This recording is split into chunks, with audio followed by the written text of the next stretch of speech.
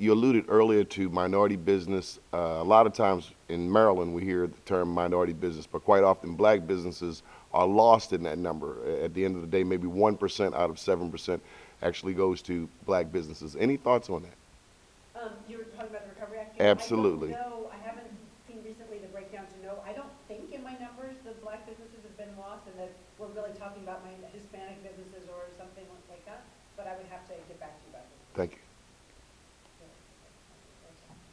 Going back to the politics of the policy, I think the president's initiatives are excellent. However, right now we have Democrats in revolt.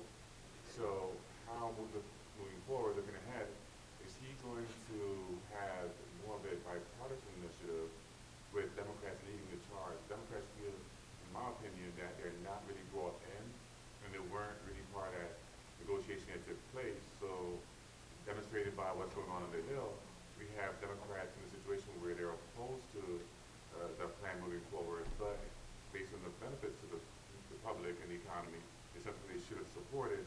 They felt they weren't in the room when it all took place.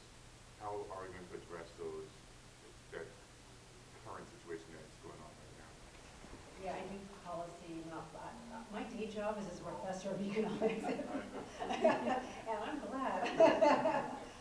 I know the president wants, he has to work with Congress, and that's going to become even more important now that he has a divided Congress. So that's a high priority, but I really have no wrong person to ask that question to. Just to follow up on when you mentioned the 100%, Business expenses? exactly, and knowing all the good that has gone on, when do you think we would start seeing those businesses reap the gains and putting that money out there for that, in which case then jobs will come? Well, we're hoping this year, right? Okay. We're hoping that we're bringing forward investments. There are lots of other sweeteners, and we definitely would like. We're hoping we can get them to move some activity forward.